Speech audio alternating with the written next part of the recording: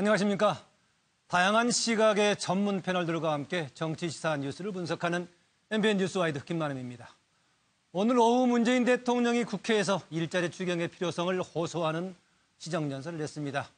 시정연설에서는 인사청문회 관련 내용을 언급하지 않았지만 연설에 앞서서 여야 대표들을 만나 인사 문제에 대한 도움을 요청했습니다.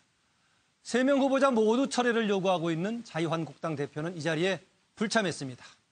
청문 경과 보고서는 오늘도 채택되지 못했죠. 장관 후보자로 지명된 현역 의원 4명이 인사청문회를 앞두고 있고 어제 5명의 장관 후보자가 발표됐습니다. 박근혜 전 대통령, 최순실 씨 모두 몸이 아파서 주 4회, 주간 4번의 재판은 감당할 수 없다 하고 있습니다. 6월 12일 월요일 뉴스와이드 오늘도 5명의 패널과 함께합니다. 어서 오세요. 안녕하십니까. 예, 어서 오세요. 오늘 아무래도 첫 번째 주제가 문재인 대통령의 시정연설 같은데요. 보죠.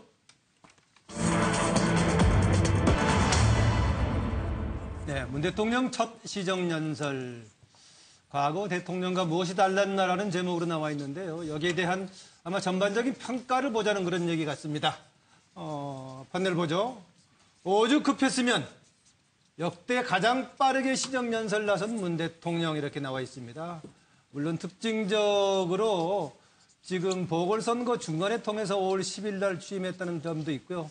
그러니까 회계년도를 보면 중간에 들어간 그런 특징도 있습니다. 오늘 연설에서 실업대란 방치하면 이게 정말 재난 수준이다. 재난 수준이라는 얘기는 제가 봤을 때는 아무래도 추경의 당위성을 조건으로 지금 얘기하는 재난 수준이라는 얘기를 하고 있는 것 같습니다. 손 놓고 있으면 정부는 결국 정치 직무유기다. 추경 일자리와 서민생활 안정에 집중돼 있다. 추경 얘기를 하면서 여성, 어르신 또 지역 밀착형 일자리 대책이다. 단 1원이라도 일자리와 연결된 부분에 쓴다는 얘기였습니다. 29분간 연설 동안에 16번의 박수가 있었고요. 오늘 연설 과정에서 대통령 시정연설에 최초로 PPT가 등장했습니다.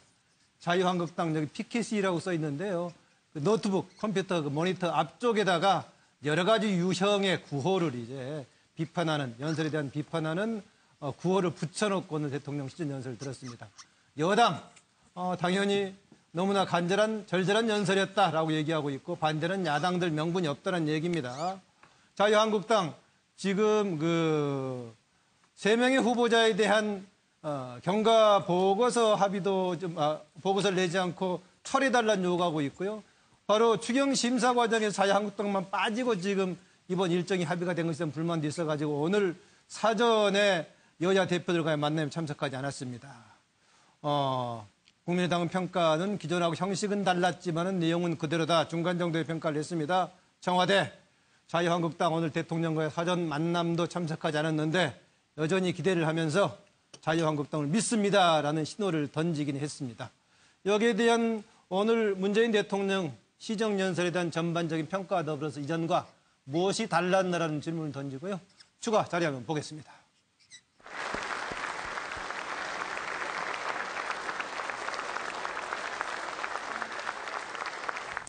실직과 카드 빚으로 근심하던 한 청년은 부모에게 보낸 마지막 문자에 이렇게 썼습니다. 다음 생에는 공부를 잘할게요. 그 보도를 보며 가슴이 먹먹했던 것은 모든 어머님들이 마찬가지였을 것입니다. 국민들은 버틸 힘조차 없는데 기다리라고 할 수는 없습니다.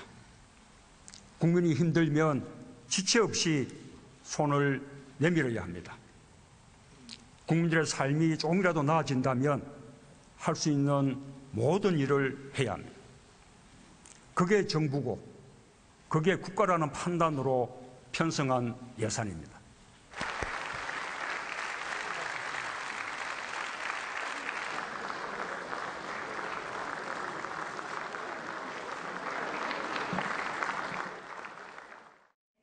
이제 대한민국의 지속 가능한 발전을 위해서는 우리가 처한 한계를 어떻게든 큰 틀에서 풀어야 하고 저의 공약 사항이기도 한 개헌 논의를 더 이상 미룰 수 없다는 결론에 도달하였습니다. 국민의 여망을 담은 개헌안을 마련하도록 하겠습니다. 네, 박근혜 전 대통령 모습이 나오네요. 지난해 10월 24일 연설이었는데 개헌으로 새로운 충격파를 던졌는데 그날 저녁 때 태블릿 PC 보도가 되면서 완전 상황이 반전됐던 그런 연설이었는데요. 오늘 문재인 대통령의 시정연설에 대한 전반적인 평가입니다. 또 더불어서 이전의 대통령과는 무엇이 달랐나라는 곁들인 이야기인데요. 네, 정기람 소장. 네. 좀 전에 그 자료 화면에서 박근혜 전 대통령의 이제 그 시정연설 내용도 봤습니다만 왠지 뭐 학술회의의 기조발제 같지 않습니까? 그래서 저는 철저하게 문재인 대통령께서는 국민 눈높이에 예. 초점을 맞췄다라는 게 역대 대통령과의 좀 차별성인 것 같습니다. 학술의 기조발제 같다는 게 박근혜가 그런 케이스라는 거 보고 읽는 거잖아요, 자료를. 네. 근데 그에 반해서 문재인 대통령 같은 경우는 오늘 뭐 PPT 자료를 활용한다든지 또 감성적인 언어를 많이 사용했어요. 누가 들어도 이해할 수 있는. 예를 들어서 일자리에 일원이라도 일자리에 쓰겠다. 또는 뭐 호미로 막을 일, 뭐 가래로 못 막을 수도 있다. 누가 들어도 쉽게 이해할 수 있는 언어로 국민 눈높이에 맞추고 있다는 점이 가장 눈에 띄었고요. 예. 역시 역대 대통령과는 달리 시정연설은 되게 어려운 말의 연속입니다. 우리 국민들이 되게 이해하지 못했거든요. 예. 근데 뭐랄까 국정 운영을 해보고 나서 대통령이 된 헌정사의 첫 대통령이거든요. 역시 그렇게답게 빠른 시간 안에 시정연설에 직접 대통령이 나서서 국민들에게 호소하고 또 소통하려고 하는 모습이 가장 그 역대 대통령과는 좀 차별화되는 그런 포인트였다. 저는 이렇게 봤습니다. 예, 문재인 대통령의 그동안의 연설을 보면은 되게 감성적인 언어들이 많이 들어가 있었는데요. 오늘은 일자리 추경과 관련된 사안이 있기 때문에 상대적으로 조금 사안하고 관련된 문제이긴 했습니다만 그럼에도 불구하고 감성적인 언어가 많이 들어갔다고 정기남 소장은 평가를 했군요. 예, 황정 소장.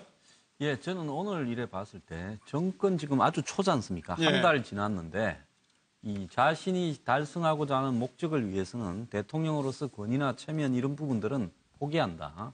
매우 실용적인 부분이죠. 예. 그리고 이제 여기에는 감성 코드를 담았습니다. 지금 이 정권의 모든 연설문에 이 감성 코드를 담았어요. 그게 이제 이 일반 국민들을 대상으로 하는 직접 정치 모습을 보여주고 있는데요.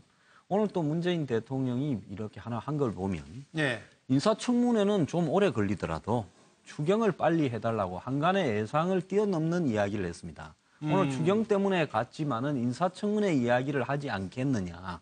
사실상 그렇게 보여졌거든요. 그렇게 취지를 이해하셨습니까? 예, 예. 아니, 그래서 많은 언론들도 그렇게 예상을 했죠. 예. 그런데 결국은 이 명분 우위를 끝까지 확보해 가겠다. 즉, 야권이 지금 이 부분을 반대한다면 난 국민 지지를 바탕으로 명분상의 우위에서 가겠다. 내가 인사청문회 때문에 와서 당신들한테 부탁할 것 같았지만 나는 인사청문회 이야기는 오늘 연설에서 한마디도 하지 않았다. 예. 이런 부분으로요. 제가 볼 때는 지금 연설은 국회에서 했지만은 실질적으로 국민 전반을 상대로 한 어떤 대중적 어떤 연설을 통한 어떤 국민 설득 이런 모양으로 비춰졌습니다. 네, 서양호 소장. 네, 저는 뭐 진실함과 자신감을 동시에 가지고 임한 시정연설이 아니었냐 생각이 듭니다. 예. 절실함은 추경이 그동안은 시혜성, 선심성 예산이었다고 한다면 그것이 아니라 이번 추경은 소득 불평등과 실업 문제를 해결하기 위해서 긴급하게 필요한 예산이라는 절박성들을 호소했던 것 같고요. 자신감은 뭐냐면 바로 그렇기 때문에 이런 절실함뿐만 아니라 국민들이 누구나 반대하지 않는 모든 국민들이 환영할 만한 것이라는 생각이 있어서 그런지 먼저 야당에게 찾아가고 그리고 퇴장할 때는 야당 의석에 직접 가서 정우택 원내대표한테 가서 먼저 다가가서 악수하는 모습들 이런 모습이 상당히 인상적이었다. 그리고 평가를 하자면 사실상 몸은 추경을 얘기하고 있지만 마음은 인사 문제를 풀려고 국회에 가는 게 아니겠느냐. 예. 그래서 오늘의 추경연설도 진실되게 국민들이 와닿았지만 오히려 추경연설 전에 여야 국회의장 대표들과의 차 간담회에서 아마도 꽉 막힌 인사정국을 풀어달라고 야당에게 낮은 자세로 읍소하지 않았나. 그래서 예. 아마 청와대 대변인이 인사청문회 협조를 요청한 거에 이어서 대통령까지 나서서 야당에게 호소하는 모습.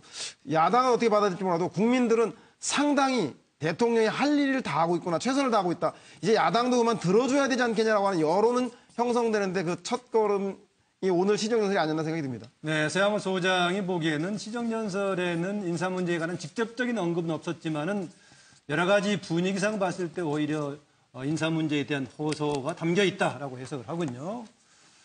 네, 박지훈 변호사 네. 얘기하실래요? 네, 저 같은 경우도 뭐 지금 다 말씀을 좀 하셨지만 파워포인트 그 프레젠테이션이죠. PPT가 많이 눈에 띄는 상황입니다. 아하.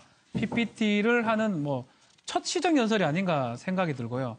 PPT를 통해서 이 사실 저거를 준비를 안 하면 쉽게 하기가 어렵습니다. 예. 그 대통령이 또 국회의원 상대로 하는 국회 시정 연설 굳이 준비할 필요가 없는데도 그걸 준비했다는 거는 그 나름대로 의미가 있고 거기서 스토리텔링 부분입니다. 특히 뭐 다음 생에서는 뭐 공부를 좀 잘하고 태어나고 싶다. 이런 말 하는 게 국회에서 저는 쉬운 말을 한다는 거는 상당히 눈길을 사로잡는 포인트가 아닌가 생각이 들고 네. 마지막으로 평가할 부분 중에 하나가 야당 의원들 특히 서청원 의원이라든지 뭐 의원들하고 악수하는 모습들이 조금 일부러 글로 가는 모습이거든요. 네. 악수하는 모습 봤을 때는 결국은 협치라는 그런 부분, 뭐 피켓 시위 나오고 있지만 피켓 시위에도 불구하고 나중에 악수를 함으로써 협치라는 부분을 좀 보려고 했던 부분도 있다 이렇게 보입니다.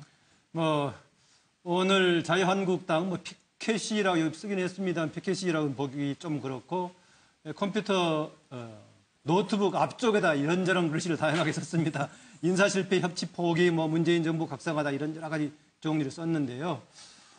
대체로 지금 오늘에 대해서 감성 코드를 담긴 거다 새로운 시도에 대해서 긍정적인 좋은 많이 평가를 해주시네요. 차지영 교수. 예, 저는 뭐 오늘 문재인 대통령의 시정연설은 과거와 뭐가 달랐냐면 국회 사용 방법이 좀 다른 것이 아닌가. 국회 사용 방법. 예, 그렇죠. 그러니까 문재인 대통령은 오늘 뭐 아시다시피 이 취임한 지 한 달여 만에 국회를 방문했습니다. 역대 예. 대통령 중에 가장 빨리 국회를 찾았고요. 그리고 또 추경 예산안을 제출하고 시정연설한 경우도 이번에 처음입니다. 행정사상 처음이거든요.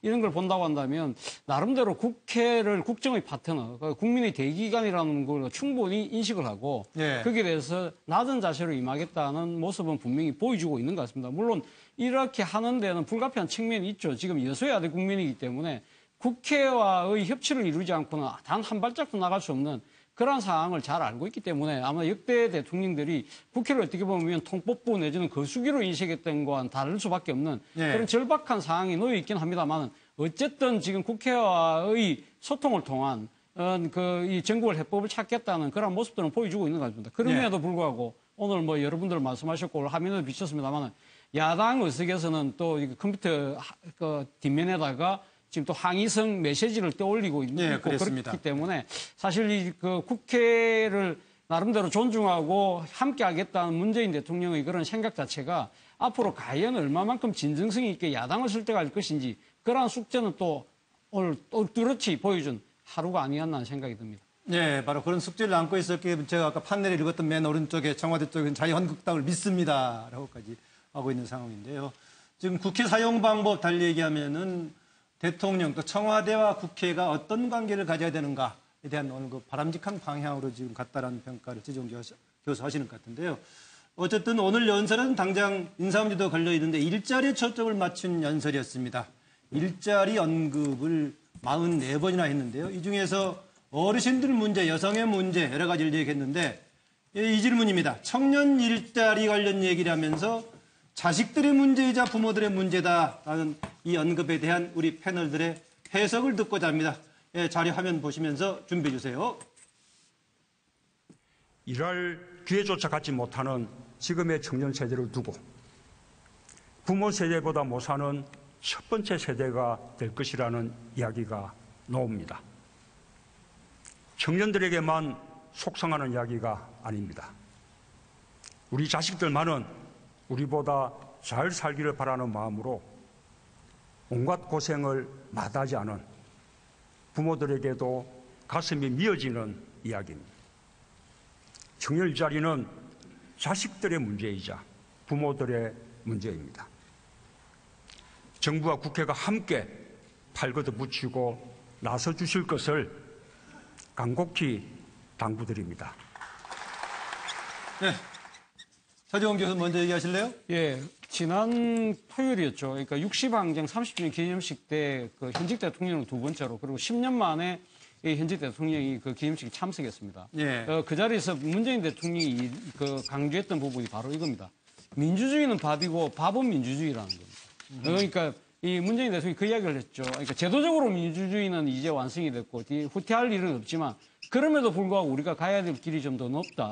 진정한 민주주의를 위해서는 경제 민주주의가 돼야 된다. 예. 그렇기 때문에 민주주의 지금 현재의 소득 양극화, 부의 그 극한 차별 이런 식으로 가서는 진정한 민주주의가 될 수 없다는 거죠. 그렇기 때문에 진정한 민주주의를 위해서는 경제 민주주의가 필요하고 그 경제 민주주의를 위한 첫 번째 걸음이 결국은 가계소득의 증대로 나아져야 되고 그것의 일종의 그 디딤돌이 바로 일자리라는 부분인 거죠. 예. 그렇기 때문에 문재인 대통령이 일자리를 강조한 것은 결국은 이 경제 부분에 있어서의 이 형평성이 제고되지 않고서는 민주주의가 될 수 없다는 부분을 아마 절실한 어투로 이야기하기 위한 수사가 아니었나 생각이 듭니다. 예, 그동안은 주로 이제 경제 관련해 가지고 경제 민주화라는 단어를 많이 썼는데 최근에 와서 문재인 정부를 보니까 경제 민주주의라는 단어를 좀 쓰는 것 같더라고요. 예. 황장 소장. 미국의 앤드루 잭슨 대통령이요. 예. 그 노동자, 농민 같은 대중들을 직접 상대를 하면서 의회를 압박을 해서요. 이 잭슨 민주주의라는 그런 어떤 평가를 받았고 트럼프 대통령이 지금 그걸 모방하고 있다 이런 이야기가 있는데요. 그 잭슨 그 당시 그걸 포퓰리즘을 해석하게 됐죠. 예. 그런데 지금 제가 볼 때 문재인 대통령이 그런 어떤 부분들을 일정하게 차용하고 있다 저는 그렇게 봅니다. 아, 현재 국민 지지의 힘을. 예, 왜냐하면요. 오늘 국회에서 그렇게 지금 일자리 부분을 사례, 그 자살한 어떤 공시족의 사례도 들면서 예. 그렇게 이야기를 하면서요. 감성 코드로 접근해 가면 이 국회가 이렇게 바라볼 때 당신들이 이 추경을 막으면 결국 그 데미지는 이 당신들이 입게 된다라는 부분을 압박을 하는 부분이거든요. 예. 그러니까 모양은 국회하고 협치하는데 내용적으로 보면 그런 부분입니다. 지금 인사청문회 같은 경우도 오늘 가서 제가 한 명이라도 양보할 거니까 이 부분을 정리해달라고 말하지 않았지 않습니까? 예. 그러니까 지금 대중의 지지를 얻고 한마디로 그리고 국회의 머리를 낮추는 모양을 이렇게 보이면서 한편으로는 국회의원들을 굉장히 압박하고 있는 새로운 형태의 지금 정치를 하고 있다 이렇게 해석. 전략적으로 어떻습니까? 효과적이라고 보십니까? 지금 이 대중의 지지가 받쳐질 때는 효과적일 수 있는데요. 예. 어느 시점에 갔을 때는 이것도 한계에 올 수 있기 때문에요. 예. 실질적인 양보를 통해서 이렇게 이 국회를 설득해 가는 것이 더 낫지 않은가 저는 그렇게 봅니다. 네. 박지원 변호사 준비됐습니까? 네, 그렇습니다. 박수현 대변인께서 평가를 했던 부분들 얘기를 좀 하고 싶은데 시급한 상황이고 친절한 설명이고 또 절박한 호소라 했는데 청년 33회 언급했던 부분이 크지 않을까 생각이 듭니다. 예. 사실 국회 시정 연설이지만 보는 거는 국민 내지 청년들을 좀 보라. 그 청년들은 또 부모님 입장에서는 우리 청년들이 되기 때문에 국민들한테 던지는 메시지라도 볼 수도 있고요. 지금 숫자가 그렇게 되네. 일자리 44번에 그렇죠. 청년 33번. 좀 특이하네요. 너무 특이하죠. 예. 국민이나 애국 뭐 이런 게 나오는 게 맞는데 국민이 그 다음입니다. 국민이 24번이기 때문에 정부도 20번이고요. 국회 17번밖에 안 됩니다. 시정연설 와가지고. 그렇기 때문에 일자리 다음에 현장이니까는. 일자리 다음에 청년이 나왔다는 거는 결국 청년이 지금 가장 포인트라고 얘기를 하는 거고 청년은 곧 젊은 사람도 마침 지지층이 많죠. 부모도 포함이 되기 때문에 만약에 이게 통과가 안 된다면 결국은 직격탄으로 청년하고 국민한테 이거는 잘못된다라는 어떤 메시지를 세게 던지고 예. 그거를 친절하게 설명하고 절박한 호소로 보여준 게 아닌가 이렇게 평가드릴 수가 있을 것 같습니다. 네.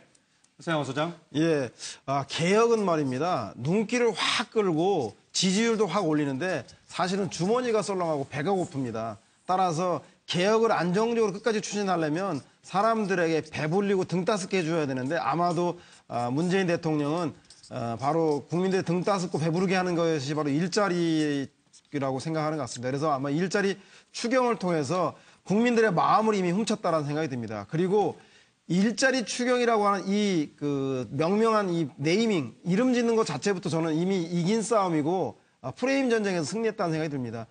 추경이 선임성 추경이 아니라 국민들의 일자리를 만들어주겠다는 추경인데 이것을 통해서 11만 개의 일자리가 만들어진다는데 이것에 대해서 야당이 반대할 수 있을까요? 물론 공공부문의 일자리가 아니라 민간기업의 일자리가 만들어야지 근본적으로 일자리 문제가 풀린다라고 하는 야당의 주장이 일리 없는 바 아니지만 그럼에도 불구하고 문재인 대통령이 공공부문이 앞장서서 모범을 세울 테니 민간과 함께 나가자고 한 저 절박한 호소 저는 이미 야당이 반대할 명분을 잃어버렸다. 그렇기 때문에 오늘 자유한국당을 제외한 나머지 야3당이 추경 논의에 전격적으로 합의할 수밖에 없는 그런 배경이 아니었나 생각이 듭니다. 네, 일자리 추경 프레임의 승리다라고 판정을 해주시네요. 서영호 소장이. 정기남 소장. 첫 단추는 잘 끼웠다고 생각합니다. 예. 기본적으로 일자리 대통령의 이미지를 확고히 구축하는 뭐 그런 어떤 의미가 있었다고 생각을 하고요. 특히 어떤 백화점식 나열 이런 걸 좀 피하면서 또 국민적 공감대가 높은 일자리의 감성적 언어로 일자리를 강조했던 점은 굉장히 높게 평가할 만합니다만 그걸 통해서 또 역시 시급성과 절박성을 잘 전달했다고 생각합니다. 네. 그러나 역시 야당의 비판처럼 남은 총론에는 공감을 이끌어내는 데 성공했을지 모르겠지만 역시 강론에는 아직 험난한 과정이 남아있다. 네. 비록 오늘 시정연설 끝나고 야3당과의 추경안 심사에 합의는 했습니다만 역시 심사와 관련된 야당의 요구, 이른바 야당의 이해관계 이런 것까지를 또 조율해내는 과제도 다시 한번 부여받고 있다. 네. 이를테면 앞서 나왔습니다만 공무원 일자리 늘리기라든지 또는 청년 실업 저소득층의 어떤 소득 증대가 곧 이를테면 경제 활성화의 근본적 해결책은 될 수 없는 거거든요. 네. 그런 복잡한 방정식을 야당과 머리를 맞대고 이걸 풀어내야 되는 과제는 여전히 남아있다. 이런 생각입니다. 네, 정기남 소장이 이야기한 대로요. 좀 그런 과제가 남아있긴 합니다. 오늘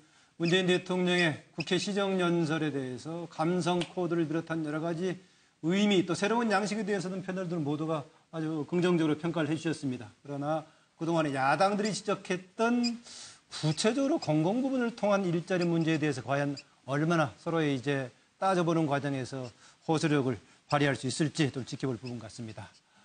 오늘 인사 문제는 직접적으로 언급하지 않았지만 또 하나의 중요한 과제였는데 아마 오늘 정치 핫 이슈 두 번째 주제 이겁니다.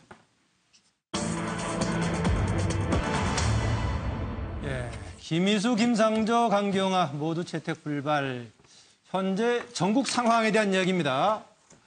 오늘 본회의 시정연설에는 얘기하지 않았지만 문재인 대통령 그 바로 직전에 여야 지도부 특히 야당 지도부에게 그동안의 공백이 길다 협조해달라고 부탁을 했습니다. 과연 통할까라는 제목인데 국회와 소통 협치하고자 하는 노력을 받아달라 얘기했고 그러나 지금 빨간 표시가 되어 있는 이게 자유한국당 로고죠. 야당을 무시하는 것이다. 협치를 포기하는 것이다. 해가지고 아까 앞서 소개했다시피 인사 관련해가지고 지금 인사청문 거친 후보자들 철회시켜라. 또 사진 사퇴해라. 이런 얘기하고 있고요. 또 추경 관련해서도 자유한국당은 일정에 합의하지 않았죠. 바른정당과 국민의당 서로 지금 합의를 하고 있는 상황인데 내용은 다퉈보자 이런 얘기입니다. 더불어민주당 여당은 지금 대통령이 잘 같이 돼야 될 것인데 어떻든 협치를 해야 되고 120석까지 그런 마음대로 할 수 없는 상황이니까 고민이 클 겁니다. 그런데 어제 지선 스님이 얘기를 하다가 어제가 아니었죠. 11일 날 행사 때 그런 얘기했던 거죠. 이러다 용마 쓰러진다. 용마의 설화에 나온 얘기를 했는데요. 어느 옛날 거울에 설화에 나온 얘기인데 용마 아주 대단한 말이 왔는데 동네 장정들이 모두 한 번씩 타보자 그러다 보니까는 결국은 그 말을 쓰지도 못하고 그 말이 무너졌다라는 얘기인데 결국은 용마라는 좋은 말이다. 아무래도 이것을 문재인 대통령이 빗대난 말이었겠죠. 그러니까 초반에 너무 지치게 하지 말고 좀 도와달라. 그런 얘기 같기도 한데요. 그러나 어쨌든 간에 처음에 문재인 대통령 인사했을 때 잘 될 거다라고 혹시 정말 준비된 대통령 아닌가 했었는데 그럼에도 불구하고 아직까지 새 정부의 조각은 안비되지 않는 채 공백이 좀 길어지고 있습니다. 질문은 그겁니다. 최근 현 전국 상황을 한마디로 표현하면 패널들의 한마디를 듣고자 하고요. 관련 자료 보시죠. 보고서 채택하는 자체가 그것을 인정해 주는 거로 오해가 될 수가 있기 때문에 김상조 보고서 채택하는데 반대를 하고 그 반대의 강한 표시로 참석하지 않는 것이 옳다라고 주장을 하면서 회의에 불참을 하겠다 그래서 정무위원회가 이때까지 합의 없이 회의를 열은 적이 없었기 때문에 제가 양해를 구했습니다. 이번에 보고서 채택을 하지 않는 거로 양해를 해달라 그러고 조금 전에 다 헤어졌습니다. 존경하는 대통령, 옛날 어느 한 고을에 용마가 나타났는데 온 고을의 힘께나 쓴다는 장정들이 몰려와 모두 한 번씩 용마를 올라타보는 바람에 용마가 지쳐서 쓰러지게 됐다는 이야기였습니다.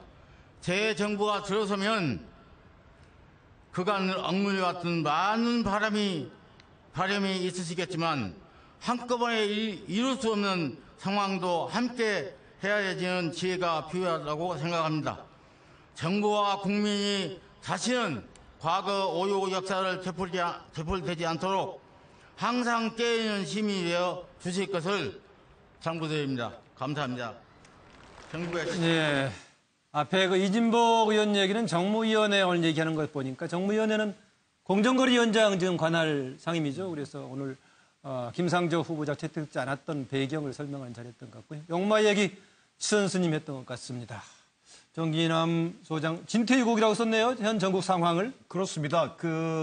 지금 문재인 대통령과 청와대가 정부 여당, 그러니까 정부 여당이 처한 입장도 진퇴유곡이고 또 야당도 진퇴유곡의 상황이 아닌지. 예. 그것은 왜 그러냐면 이게 이제 인사 문제와 임기 초반 인사 문제가 이제 인사청문회 이 문제가 이제 아주 핵심 사안이 됐는데요. 지금 이미 청와대에서는 오늘 시정연설을 통해서도 인사 문제를 정면 승부하기보다는 오히려 일자리 추경과 인사 문제를 투트랙으로 추진하는 그 배경에는 예. 인사 문제가 여전히 이럴 수도 없고 저럴 수도 없는 약간 지금 이렇게 아주 진퇴유곡의 상황에 빠져 있다는 걸 좀 보여주고 있는 건 아닌지. 예. 마찬가지로 야당도 마찬가지입니다. 국민의당은 국민의당대로 지금 이미 강경화 외교부 장관 후보자에 대해서는 이미 벌써 낙마 대상으로 이미 규정해 놓고 있거든요. 또 자유한국당 역시 제3 이 3명의 후보에 대해서 아예 뭐 부적격 세트 3종으로 딱 규정해 놓고 인사 문제에서 지금 바리케이드를 딱 치고 있는 상황이란 말이에요. 네. 이게 그러나 또 야당은 또 어떤 문제에 빠져 있냐? 이게 국민 여론과 이게 괴리될 수 있다.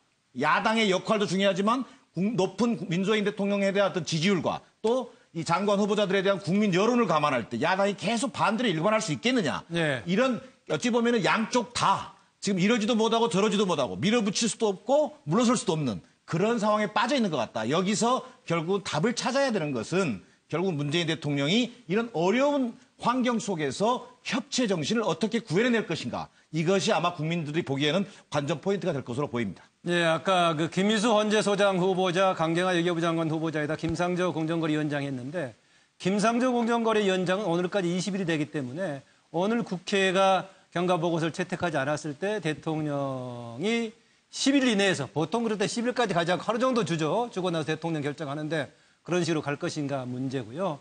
강경화 후보자는 아직 한 이틀 정도 남아 있습니다. 20일 되기 남아 있고 김희수 헌재소장 후보자는 시간 3일이 지나고 나면은 기간이 만약에 됐을 경우에 의장이 본회의 붙여서 투표하는 것이기 때문에 투표 절차가 남아 있는 상황이죠. 맞습니다. 차재원 교수는 좀 폭탄 돌리기라고 썼네요. 예, 앞서 우리 앵커께서 말씀하셨지만 사실 그 김상조 후보자에 대해서는 국회 청문 경과 시일이 오늘로 끝납니다. 예. 지난 7일 날 끝나고 난 뒤에 청와대에서 5일간 더 여유를 줬거든요. 그렇기 때문에 오늘이 사실 데드라인입니다. 데드라인이기 때문에 오늘 만에 채택이 안 되면 이제는 이제 공은 결국은 청와대로 넘어갈 수밖에 없는 거죠. 예. 그렇다고 한다면 지금 자유한국당에서 노리는 수는 그거 아니겠습니까? 방금 지금 이 사민은 오늘 이진복 위원장이 오늘 이런 이야기를 했어요. 그러니까 심사 청문 경과 보고서 채택 자체가 인정해 놓은 것으로 오해받을 수 있다. 강한 반대 표시로 불참을 네. 했다.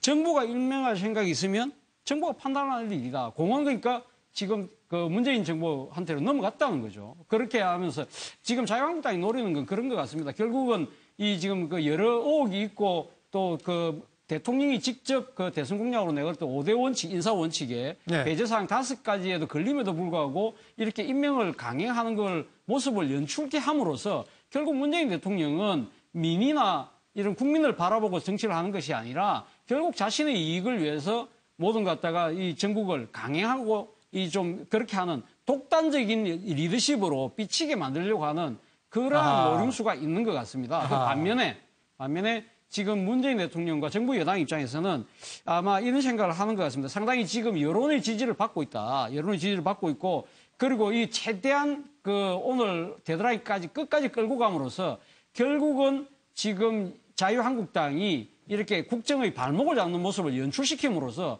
결국은 그 여론의 역풍을 맞도록 하겠다는 그러한 서로의 노림수가 있다는 측면에서 본다고 한다면 결국 이 상황이 폭탄 돌리기가 아니겠냐는 것이 제 생각입니다. 네, 좀 관련된 얘기는 두 번째 질문에 조금 더 구체적으로 하고요. 서영원 소장. 네. 현재 김상조, 강경화, 김희수 인사청문 채택 보고서가 또 무산됐습니다. 그래서 이것에 대해서는 아마 동창이 밝았느냐, 노고질이 우지진다, 중략하고 제 너머 살의 긴 밭을 언제 가려 하느냐. 네. 아마도 조선 후기 문신의 남구만의 시조인데요. 권농가라고 해가 밝았는데 농사 언제 짓고 일 언제 할래라고 하는 얘기입니다. 아마 이것을 지켜보는 국민들은 일 좀 하게 발목 좀 그만 잡아라.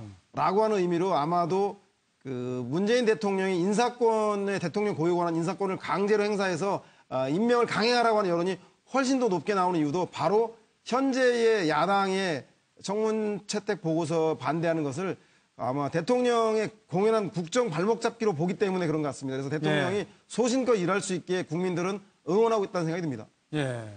그동안에 항상 여당이 국회 관련해서 단골로 썼던 단어가 발목 잡기였는데요. 협치의 시대에는 발목 잡기라는 용어하고 조금 같이 매치가 안 된 것 같기도 한데 발목 잡기란 말이 일찍 나오네요. 네. 박지훈 변호사. 네. 이게 국회 입장도 난감한 것 같습니다. 너무 대통령 지지율이 높다 보니까 이걸 직접 결정하기도 뭐하고 김상조 후보자는 채택해도 또 무방한 상황인 것 같은데 채택하려고 하니까 또 걸리는 부분도 있고 김희수 후보자 같은 경우에 어차피 표결 대상이기 때문에 글쎄요 대통령이 좀 하는 모습을 보고 싶은 상황이 아닌가. 아하. 모든 전국의 어떤 주도권을 지금 지지율도 대통령이 갖고 있고 이러다 보니까 국회 입장에서 우리는 못하고 국민의당 입장이 가장 힘들 것 같아요. 네. 국민의당도 자유한국당이야 뭐 당론을 정해지만 국민의당 같은 경우는 할 수도 없고 안 할 수도 없고 이랬다가 저랬다가 왔다 갔다 하는 상황이거든요. 김상조 후보자에 대해서 대통령의 선택 어떨 것 같습니까? 박지훈 변호사. 강행한다고 봐야 될 것 같고. 강행한다고 본다. 강행하는 모습을 보기 위해서 이렇게 던진 거라고 생각이 듭니다. 그리고 키를 던져놓고 그 후에 다시 한번 국회의 어떤 모습을 보여주기 위해서 이렇게 무산시킨 게 아닌가 생각이 듭니다. 네, 황경 소장. 저는요, 박근혜 정부 때 우리 예를 한번 봅시다. 2013년 2월 18일 날 조각을 이렇게 발표했는데요. 4월 17일 날 완료됐습니다. 네. 52일 걸렸는데 그 과정에서 이 김용준 총리 낙마, 또 이동업 금제소장 낙마, 김병관 국방부 장관, 김종훈 또 미래창조과학부 장관입니다. 예. 낙마하고 이외에도 좀 더 있었어요. 그렇게 이래 숱한 희생을 낳으면서 이제 이 조각이 완료되었는데요. 실제로 그 문재인 정부의 현재 등장한 어떤 장관 후보자들이 뭐 좀 더 나은 사람을 하려고 노력했지만 이 사람들도 문제가 그때처럼 여전히 있는 부분은 사실입니다. 예.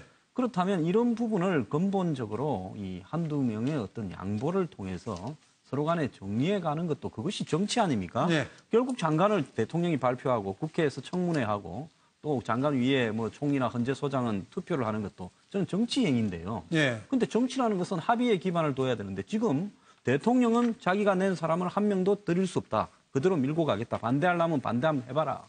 이렇게 해서 지지율과 지지층만을 생각한 코드로 밀고 가고 있고 그다음에 마찬가지로 반대하는 야당도요. 우리가 여기서 한 명이라도 어떤 네. 이 수적으로 한 명이라도 이렇게 낙마시켜야지 이 사람들을 이대로 다 통과시키게 되면 우리는 안 그래도 협소해진 야당의 지지 기반을 상실한다. 지금 여기에 매몰돼 있거든요. 네. 그래서 코드 대 코드로 대결하는데 최악의 정치를 방금 하고 야당의 있다고 코드를 봅니다. 뭐라고 하셨어요? 야당에서는 지금 지지율이 협소해져 있는데 예. 여기에서 우리가 또 양보하면 그야말로 야당으로서 존립 기반이 없어진다라는 두려움이죠. 네, 알겠습니다. 지금 이런 상황인데 오늘 정우택 원내대표, 당 대표 대행이기도 하죠. 대표는 오늘 사전 문재인 대통령과의 오늘 회동에 참석하지 않았었는데 그럼에도 불구하고 문재인 대통령 끝까지 한국당 믿는다라는 얘기를 했습니다. 그러나 정우택 원내대표는 결자 해지해라. 결국은 내정했던 대통령이 해결해라 이런 얘기하고 있는데 서로의 속내는 무엇인가에 대한 질문을 던지고 한번 보겠습니다.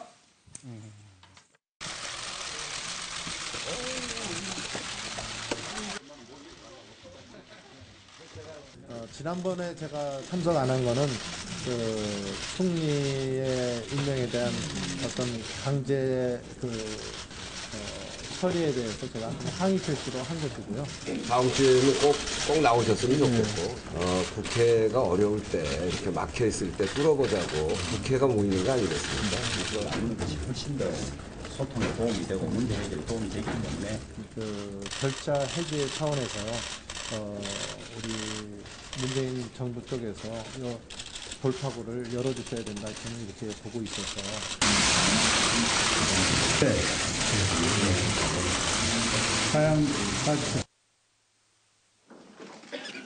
예, 지금 나중 화면에 소리가 많이 나와서 작업인 줄 알았더니 카메라 후레쉬가 막 터지는 소리가 그렇게 복잡하게 들렸네요.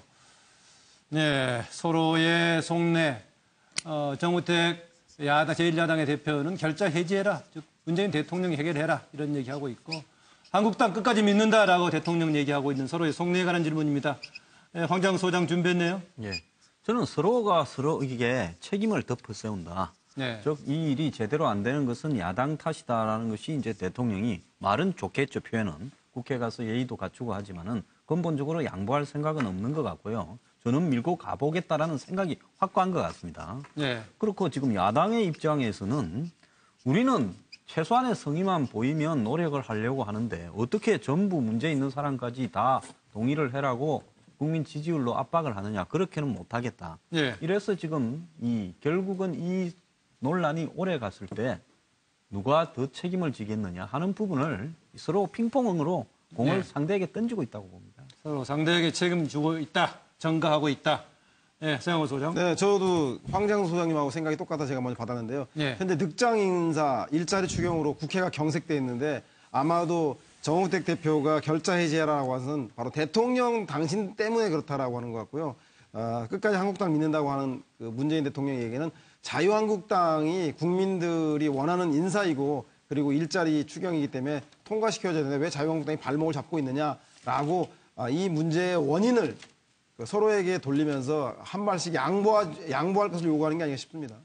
네, 뭐 비슷한 내용들 같은데 좀 강조라든가 서술 방법이 다른데 박지원 변호사는 어떻게 저는 썼습니까? 조금 다르긴 한데요. 아, 그렇습니까? 안에 강경화 후보자가 포함된 거 아닌가 생각이 들어요. 그 말 중에 자유한국당 믿는다. 강경화 포함 다 좀 통과 좀 해보자. 그리고 이 정우택 대표 입장에서는 강경화만이라도 좀 임명하지 말아달라는 그 뜻이 아닌가.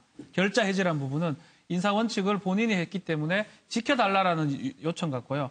결국 강경화 후보자가 통과되냐 안 통과되냐, 아니 강경화 후보자를 임명 강행하느냐 안 하냐 이 부분이 지금 핵심 포인트가 아닌가. 그걸 갖고 이 두 사람이 대립하는 구조. 예. 강경화 후보자를 임명한다 그러면 이제 문제가 심각해진다 이런 뉘앙스가 아닌가 생각이 듭니다. 예, 바로 강경화 후보자가 초점이 돼 있다는 얘기인데 이 관련 얘기는 다음에 좀 짚어볼 오늘 마침 주제가 되고 있습니다. 정기남 소장. 다 비슷비슷한 판단인 것 같습니다만 저는 기본적으로 문재인 대통령은 지금 밀어붙이기를 예고한 발언이다. 여기서 이렇게 뭐랄까 좀 진퇴유곡 상황이지만 어떤 이번 인사청문회 여기서 밀려날 수 없다. 분명하게 어떤 그런 부분을 이 책임은 자유한국당에 있다라는 것을 좀 분명히 예고한 것이 아닌가 싶고요. 지난주에 그럼 박수현 대변인이 발표 호소했을 때부터 이미 그렇게 진행이 됐다고 정기남 소장은 저는 그런 맥락으로 이해하고 했죠? 있습니다. 예. 네. 그리고 이제 또 정우택 자유한국당 원내대표 입장에서는 기본적으로 어떤 이번에만큼은 야당으로서 반대를 위한 반대를 하고 있다고 지금 국민적 비판이 빗발치고 있지만 이 초반에 이 기선제압을 내가 해야겠다. 네. 야당다운 모습을 보여줘야 되겠다. 여기에 좀 집착하고 있는 것은 아닌지 뭐 이런 생각이 들었고요. 저는 그럼에도 불구하고 이런 지금 이 진퇴국에 빠진 이런 상황에서 누가 과연 키를 쥐고 있는 것인가? 저는 바로 대통령에게 있다. 소통과 협치라고 하는 것이 대통령이 편하고 유리한 국면에서만 할 수 있는 건 아니거든요. 예. 결국은 이런 야당, 부당하게 어떤 요구하는 야당이지만 어떻게 하면 이 야당을 끌어안으면서 이른바 협치의 방정식을 풀어낼 것인지 예. 이런 새로운 요구를 지금 받고 있는 거다. 이런 생각입니다. 특히 이제 야당의 태도를 지금 기선제압의 차원으로 초점을 맞췄습니다. 차재원 교수. 문재인 대통령의 입장은 그거 아니겠습니까? 결국 여론을 보셔라. 그러니까 지금 정치는 어차피 국민을 보고 하는 것이지. 그러니까 지금 이 자유한국당이 국민과 여론을 무시한 상황에서 계속적으로 가면 결국 당신들에게 역풍이 오고 오히려 더 곤혹스러운 처지에 놓일 것이다. 그렇기 때문에 아마 곧 태도를 바꿀 것이라고 본다는 거죠. 예. 그렇다고 해서 지금 이 정우택 원내대표 입장은 그렇다고 덜러리를 쓸 수는 없는 거 아니냐. 우리도 명식이 야당인데 야당의 본색을 끝까지 고수하겠다는 그러한 아마 의지를 계속 다지고 있는 것이 아닌가 하는 생각이 듭니다. 네, 아까 중간에 계속해서 결국은 강경화 후보자로 가는가 이런 얘기가 나왔는데요. 네, 다음 주제는 뭐죠?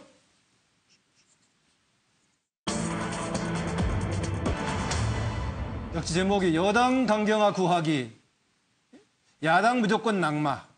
여기에 사활 거는 이유는 였습니다. 아까 이걸 박지원 변호사가 미리 화두로 던진 것 같은데요. 어쨌든 간에 지금 여기 그림이 그 라이언 일병 구하기 그 화면에다가 지금 이제 인물들을 바꿔서 이렇게 그려놨는데요. 뭐 잘 보이겠지만 문재인 대통령이고요. 여기에 우원식 지금 민주당 원내대표죠. 여기는 지금 송민순 전 외교부 장관인 것 같고요. 여기는 강금실 전 법무장관이죠. 모두 지금 강경화 후보자에 대해서 아주 좋은 평가를 해주면서 적격으로 지지 호소를 하고 있는 것인데, 그래서 여기다가 라이언 질병 구하기에 이제 강경화 후보자 구하기로 이제 좀 패러디해서 내온 건데, 밑에는 그대로 세이빙 프라이빗 라이언인데, 보자면 포린 미니스터 캔디드 강이 아니겠는가 좀 그렇게 봐지네요. 우원식 원내대표, 마치 지금 최소 한 명은 낙마시키려고 게임하는 듯 하고 있다. 내용을 가지고 따지는 게 아니라 이렇게 보고 있고요. 그러나 야당에서는 강경화 후보자에 대해서는 다 반대를 하고 있습니다. 정말 박주선 국민의당 비대위원장이죠. 강경화 후보자 임명 강행 시에는 정말 정부를 견제하는 야당 벌렁이 역할을 제대로 하겠다는 이야기를 하고 있습니다. 이 중에서도 정동영 의원은 현장 뛰어본 여부 전문가로 긍정 판단하고 있고요. 한때 박지원 의원도 긍정 평가를 했는데 근래 와서는 당론에 따르겠다 얘기를 하고 있습니다. 자유한국당의 백승주 의원은요, 무슨 뭐 게임하거나 뭐 또 여성이라거나 그래서 하는 게 반대하는 것이 아니라 아예 감이 안 된다 이런 식 얘기를 하고 있습니다. 그러나 바른정당은 어쨌든 간에 부적격, 세 사람은 부적격이라고 하고 있지만은 절차에 대해서는 참여하겠다는 태도를 보이고 있습니다. 정의당, 일부 야당이 얘기한 낙마 최소 등급이 있는 것처럼 기싸움하고 있는 거 아니냐라고 해가지고 지금 다른 야당의 태도에 대해서 비판적인 입장을 견지를 하고 있습니다. 질문 다시 한번 확인하죠. 질문은 청와대와 여당 강경화 구하기, 또 야당은 강경화 낙마에 사활을 거는 그 이유입니다. 추가 화면 보죠. 청와대에서 무슨 자랑이라도 하듯이 위장 전입과 음주운전 전력을 선제적으로 공개하는 것이 무슨 면죄부라도 주겠다는 것인지 묻지 않을 수 없습니다. 문재인 대통령의 이번 국회 연설이 또다시 일방적인 보여주기식의 쇼통이 되지 않기를 진심으로 바랍니다. 소위 말하는 문희병들은 문제 있는 인사들에 대해서도 적극적인 지지를 보이고, 저도 방송 등에 출연하거나 논평을 내면 이 문희병들의 끔찍한 정도의 공격을 받습니다. 문재인 대통령이 말하면 그것이 곧 진리요 길이고, 정말로 청산 대상인 사람도 갑자기 천사표가 돼버리는 이런 현실을 참고 견뎌야 하는 것인지에 대해서 정말 많은 고민이 있습니다. 자유한국당도 매우 중요하게 생각하고 있는 한미동맹의 아주 중요한 그 과정이라고 할 수 있는 한미 정상회담이 코앞에 있잖아요. 외교장관이 없는 상태에서 한미 정상회담에 혹시라도 문제가 생긴다면 그건 절대로 있을 수 없는 일입니다. 사실상 외교부 장관의 자리가 결정이 되지 않아서 공석인 상태에서 이 정상회담이 추진되는 거는 야당으로서도 좀 부담이 되지 않을까 싶어요. 그래서 청와대가 김대중 정부 초기에 청와대에서 제가 외교비서관으로 일을 했는데, 그때 강경화 지금 후보자가 김대중 대통령 통역을 같이 일을 했습니다. 실제로 이 사람도 이 강 후보자가 과거 경험이 있고 그러니까 실제 또 축적을 한 게 있으니까 실질적인 외교 정책을 해 나가도록. 예. 세영 수장이 먼저 답할래요? 네. 제가 볼 때는 핵심적으로 한마디로 말하면 아마 문재인 대통령은 국정 드라이브로 생각하는 것 같고요.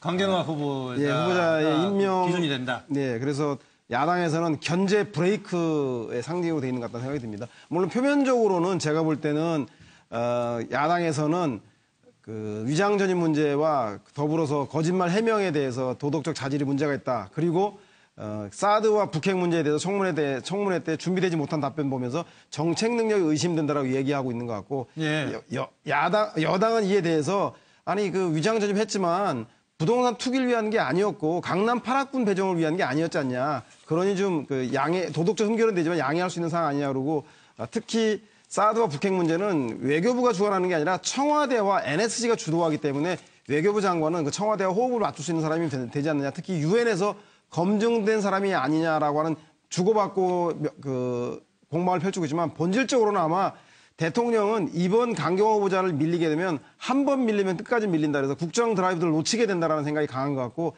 야당은 이번에 선명 야당의 존재감을 보이지 못하면 계속적으로 정부 여당에 끌려다닌다는 생각을 가지기 때문에 그 가장 상징적 대척점에 강경화 후보자가 놓여 있는 것 같다는 생각이 듭니다. 네, 강경화 후보 자체에 대한 성격보다는 서로 간의 드라이브와 브레이크 관점에서 세양 소장을 해서 그랬네요. 황장 소장. 당동벌이라는 말이 있죠. 그렇죠. 옳고 그름을 가리지 않고 그냥 같은 의견 가진 사람끼리 한패가 되어서 네. 다른 의견을 가진 사람을 갖다가 이렇게 밀어붙이는 부분인데요. 그렇죠. 네. 저는 지금 강경화 내정자가 그럴 만한 가치가 있는 인물인가 저는 이런 어떤 부분에 근본적인 의문을 가집니다. 예. 자, 친노 친문의 컬러가요. 굉장히 독특한 컬러가 있습니다. 이번에 장관 내정자들 보면 11명 중에 사실상 김동연 후보자 빼고는 이런 자신들의 컬러와 일치하는 사람들로 배치를 했어요. 이른바 코드로 코드 인사죠. 인사죠. 예. 그리고 이제 옛날에 보면 노무현 전 대통령 같은 경우에 2014년 3월입니까? 2004년 3월입니까? 탄핵으로 몰려가는 부분에서도 보면 끝까지 사과하지 않고요. 예. 오히려 더 강한 발언을 함으로써 탄핵을 걸었다가 야당 전체가 말려들어서 결국 나중에 총선에서도 대패하고 노 전 대통령도 탄핵에서 살아나지 않았습니까? 이런 부분들을 생각하면서 결국 이 야당에게 이번에 이 강경화 문제에 대해서 양보하지 않고 막다른 골목으로 한번 몰아보겠다. 예. 이 생각이 분명히 있는 것 같고 이것도 전략이라고 봅니다. 그럼 야당 같은 경우에는 여기서 밀리면 이제 우리는 벼랑 끝까지 밀렸는데 지금 야당의 지지율이 거의 다가 다 한 자릿수 지지율입니다. 역대 이런 전국 구도가 없었죠. 예. 근데 여기서 이제 이것조차도 지키지 못하고 허지부지 통과시켜주면 우리는 야당이 그냥 절벽에서 떨어진다. 이런 상황 속에서 아까 말한 그 당동벌입니까? 예, 당동벌이요. 이 싸움이 되고 있는 거예요. 편끼를 묻혀서 다른 쪽을 벌하려고 하는 거죠. 그동안에 문재인 대통령의 연설문 등을 보면 상당히 포용적이고 통합적인 행보를 했는데 황정소당 최근에 서로의 대립에 있어서는 기존의 코드 방향으로 가고 있는 것 같다라고 지금 분석해 주시네요. 박준 변호사. 네, 저도 마찬가지입니다. 1라운드 싸움이 시작된 것 같아요. 아하, 1라운드 그래요? 싸움을 했는데 여기서 만약에 져버리면 그 패배는 오래 간다라고 각자 진영에서 판단하고 있는 것 같아요. 국민의당이라든지 자유한국당 약간씩은 다르지만 바른정도 마찬가지고 여기서 밀린다면 결국은 이 전쟁 자체가 오랫동안 질 수밖에 없는 절벽 얘기를 했는데 절벽이라고 생각하는 것 같고 마찬가지 청와대도 국민의 여론이 있기 때문에 이번에서 꼭 이겨야 된다는 생각을 하고 있는 게 아닌가. 그래서 1라운드에서 반드시 기선제압하겠다라는 두 양측이 똑같은 생각이 듭니다. 예, 그렇군요. 차재원 교수. 예, 저는 뭐 강경화 대 강경화가 아닌가 하는 생각인데요. 제가 좀 한자로 써봤습니다만 이 앞에 있는 강경화는 지금 강경화 후보자의 한자 이름입니다. 그러니까 그러고 그 뒤에 있는 건 이제 강경한데요. 강경하다, 강경해진다는 예, 그렇죠. 한자인데 조금 말장난을 좀 해봤습니다. 그러니까 지금 그 문재인 대통령이 강경화 후보자를 그 발탁한 이유가 뭐겠습니까? 결국은 이 그 여성이라는 강경화라는 이름이 나오는 그 여성이라는 거 아니겠습니까? 여성 비외시 그리고 또 비서울대 소위 말해서 외교부내를 주름잡고 있는 북미파가 아니다는 거죠. 그러니까 이 강경화 후보자를 통해서 꼭 이 지금 이루고 싶은 것이 외교부 내의 순혈주의로 똘똘 뭉쳐져 있고 아주 폐쇄적인 외교부를 개혁하겠다.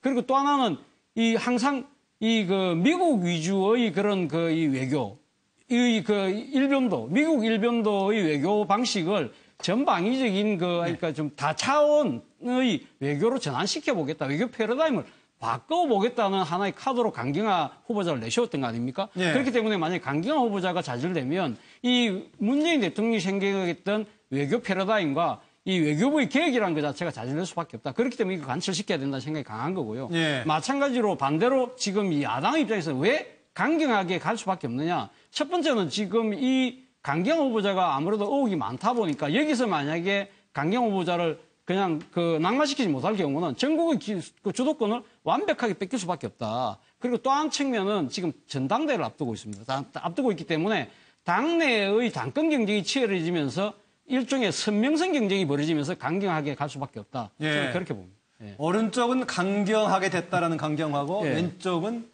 이름의 강경하죠. 이름의 강경하죠. 예. 정기람 소장. 그 임명 강액이냐 또는 뭐 지명 철회냐 어떻게 그 운명의 일줄이 될 텐데요. 저는 청와대가 기본적으로 시간 벌기에 들어갈 걸로 봅니다. 예. 어떤 임명 강행을 위한 이른바 여론전인데요. 오늘 뭐 일부 여론조사 결과를 인용한다든지 또 어떤 청와대가 지금 체제 나서가지고 결국은 강영화 일병 구하기 뭐 이런 이제 그 체제로 들어간 느낌입니다만 저는 또 야당 입장에서는 또 이게 이제 어떤 국정 운영에 있어서 지금 특히 야당 역할 또 임기 초기에 이렇게 밀 수만 없다. 야당의 존재감 회복을 위해서는 이 사활적 카드로 보고 있는 것 같아요. 네. 그 다른 말로 무슨 얘기냐면 다른 장관 후보자에 비해서 상대적으로 어떤 약한 고리로 보는 거죠. 그래서 강경화 후보에 집중하면서 이게 야당의 존재감을 보여줄 수 있는 하나의 기회로 보는 것 같다. 그럼 이게 강대강이 지금 부딪히는 수밖에 없는 상황인데 네. 결국은 저는 강경화 장관의 어떤 임명 강행은 기본적으로 집권 여당의 어떤 소탐 대실이 될 확률이 높다. 야당의 어떤 극한적 반발을 불러올 것이 너무 뻔하고요. 예. 또 나머지 이게 다른 후보자들에 비해서 상대적으로 고리가 약하다고 얘기했습니다만 그런 부분에서 상당히 고민이 되지 않겠나 싶고 이미 집권 여당 내부에서도 예. 야당과의 어떤 협치라고 한다는 것이 결국은 여당만 있는 게 아니기 때문에 뭔가 우리가 대화를 해봐야 되는 거 아니냐. 그랬을 때 어쨌든 지금 나오고 수면하에 올라오고 있는 것들은 또 강경화 장관이 또 약간 거론이 되고 있거든요. 예. 그런 것까지 감안해서 봐야 되겠고요. 두 번째 야당도 고민은 깊어집니다. 이게 드디어 이제 발목이 아니라 손목까지 잡는 거 아니냐. 국민 여론의 이게 비판적 여론이 비등해지는 상황. 네. 이 상황을 과연 야당이 버텨낼 수 있을 것인지. 결국은 일주일의 시간이 그것을 아마 어느 정도 가르마를 타주지 않겠는가. 그렇게 보고 있습니다. 예, 아까 우리가 제목을 할 때 라이언 일병 구하기를 해가지고 지금 패러디에서 이렇게 했는데 여러 단체들 통해서 가장 지원은 많이 하고 있지만은요. 상대적으로 야당, 3야당이 지금 반대를 하고 있는 거의 유일한 케이스가 아닌가 그렇습니다. 그렇죠. 반대한다고 하더라도 약간의 전제 조건들이 있는데 그래서 그런 면에서는 최종 선택이 과연 어느 쪽으로 가는 게 바람직할까 고민스러운 부분이기도 한 것 같습니다. 지금 이 임명된 현역 의원들 4명을 장관 후보자로 내정이 돼 있어 지금 청문회를 기다리고 있고요. 그런 가운데 주말에 또 추가로 장관 후보자 5명을 발표했죠. 관련된 얘기입니다. 네, 청와대 장관 후보자 흠결 자진 신고 득실은 이렇게 나와 있는데요. 이번에도 2사람에 대해서 자진 신고를 했는데 먼저요. 답에 대해서 이게 득이 될까 실이 될까 먼저 한번 표시를 해주세요. 패널들께서. 내용은 좀 이따 보기로 하고요. 이렇게 사전에 발표해서 하는 것이 과연 득이 될지 독이 될지. 득. 보니까 독이 한 사람인가요? 예. 뭐 좋습니다. 보기로 하고요. 이번에도 청와대가 장관 후보자 흠결을 자진 신고했다는 용어인데 이것을 공식 브리핑 과정에서 발표했던 것이 아니라 공식 브리핑 끝나고 나서 카메라 끄라고 해가지고 박수현 대변인이 더 얘기할 거 있다라고 얘기하면서 조대엽 노동부 장관 후보자에 대해서는 음주운전 관련 얘기를 했고요. 그다음에 송영무 국방부 장관 후보자에 대해서는 주민등록법 위반이라는 표현을 했어요. 과거에 주민등록법 관련된 부분은 되게 위장전입이라는 얘기 했었는데 이번의 경우에는 위장전입이나 투기 목적이 아니기 때문에 아니다. 내용을 보면은 그래서 주민등록법 위반이라는 표현을 썼다라는 거였습니다. 지금 이거 발표했을 때 혹시 자유한국당 쪽에서는 발표는 그렇게 했지만은 이 정도 발표했지만 나중에 인사청문 과정에서 보니까 더 많은 다른 것이 나오더라. 이 역시 빙산의 일각은 아닐지라는 생각이 나오고 있고요.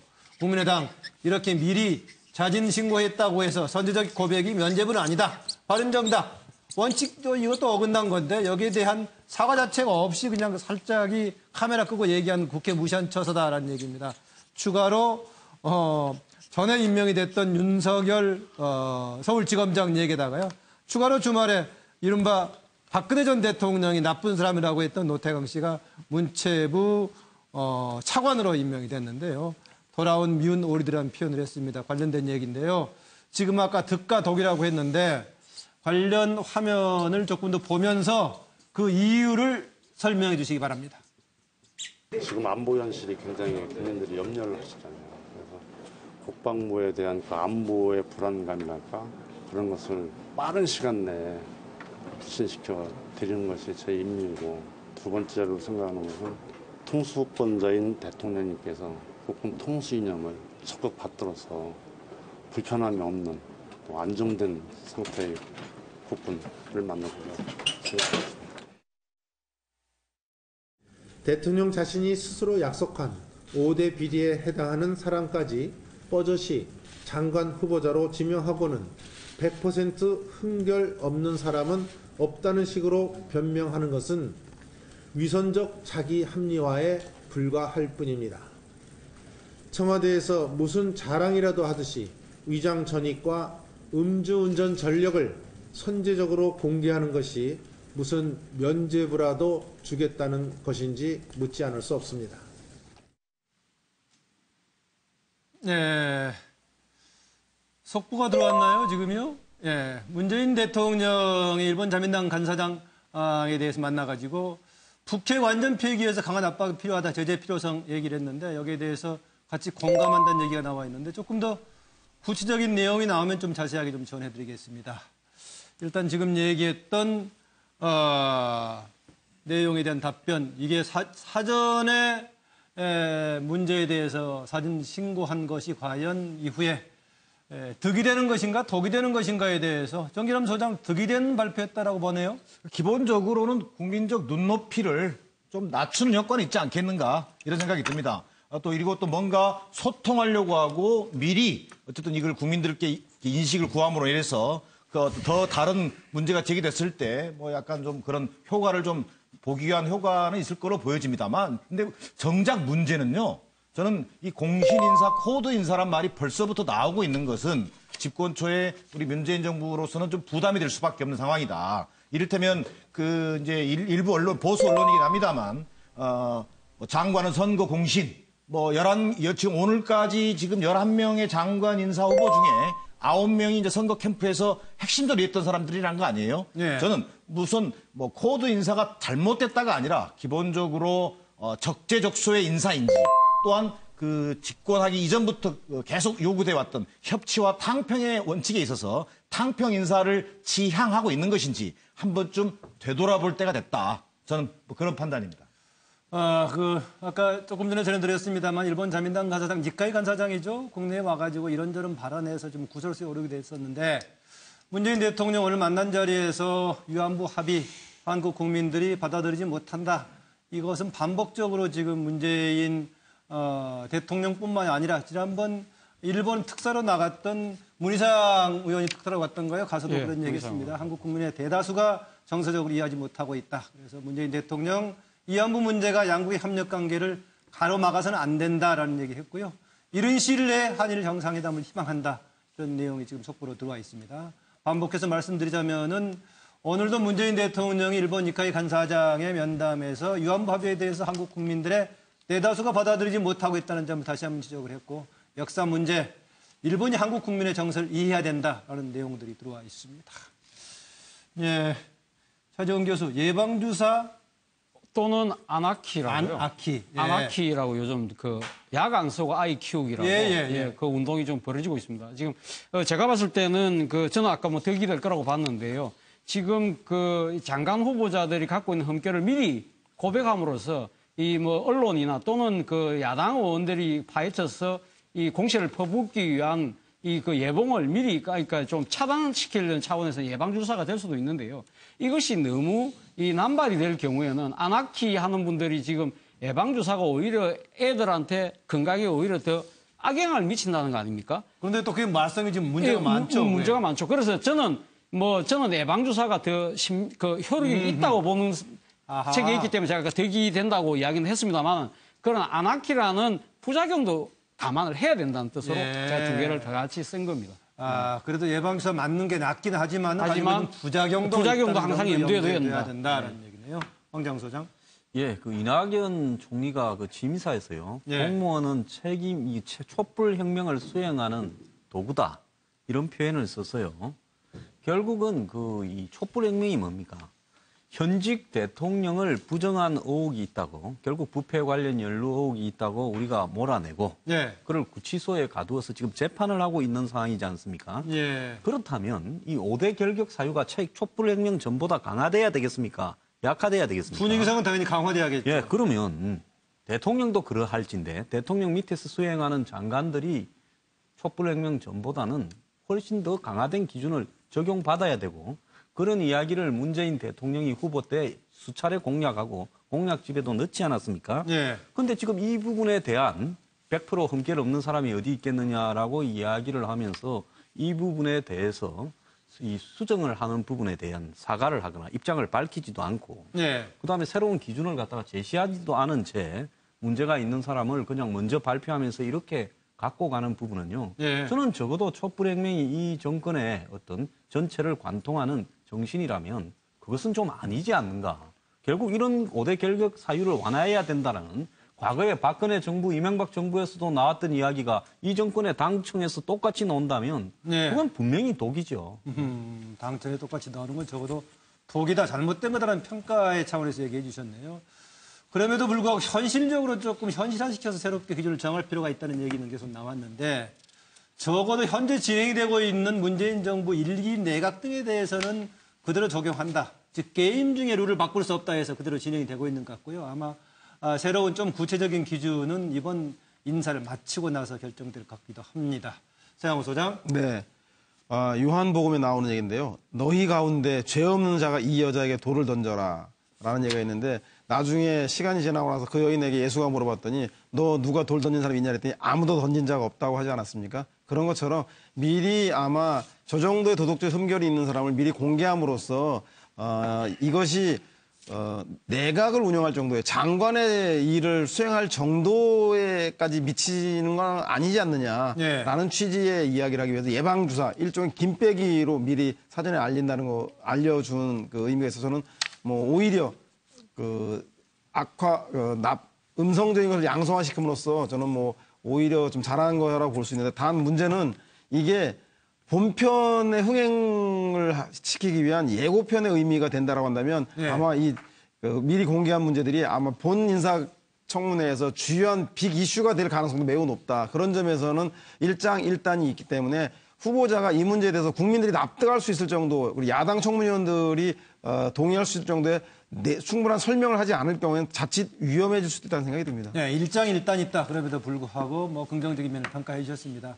자유한국당에서 지적했다시피 혹시 사전에 이렇게 자진신고한 것 이상으로 뭐가 나온다면은 그렇죠. 문제가 커질 수도 있긴 한데요. 박지원 변호사. 강경화입니다. 결국 강경화처럼 되냐 안 되냐 이 부분인데. 제가 했던 얘기가 비슷한 얘기인가요? 똑같은 얘기입니다. 예. 강경화 후보자를 미리 공개했는데 더 나와가지고 자기 문제가 됐는데 지금 미리 공개하는 거는 아마도 뭐 제 추측이긴 한데 별 문제 없다고 아마 판단했는 것 같아요. 국민들이 봤을 때 또 청문위원이나 국회의원이 봤을 때는 강경화만큼은 안 된다고 본다 그러면 뭐 쉽게 예방주사가 얘기도 했지만 예방주사처럼 조거 맞고 조거 이상이 없으면 통과가 되는데 문제는 강경화 같거나 이상이 돼버리면 이제 큰일 날 수가 있습니다. 네. 근데 그게 맞다 그러면 오히려 이걸 안 하고 해야 되는데 아니기 때문에 자신감이 있기 때문에 미리 공개한 게 아닌가 제 생각. 그래서 저는 득이 아닌가 생각이 좀 듭니다. 네, 상당히 좀 위험 부담이 있을 수도 있겠네요. 아까 추가로 돌아온 미운 놀이들 써 있는데 일찍이 지금 서울지검장에 임명이 됐던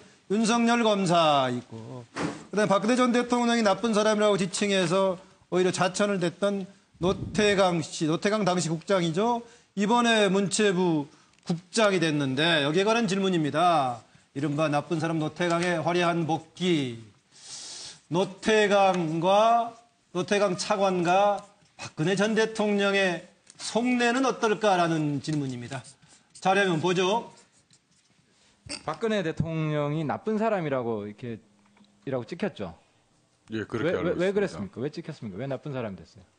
성마협회 관련 사항을 보고를 하고 그 보고서가 아마 마음에 들지 않았다고 그렇게 알고 있습니다.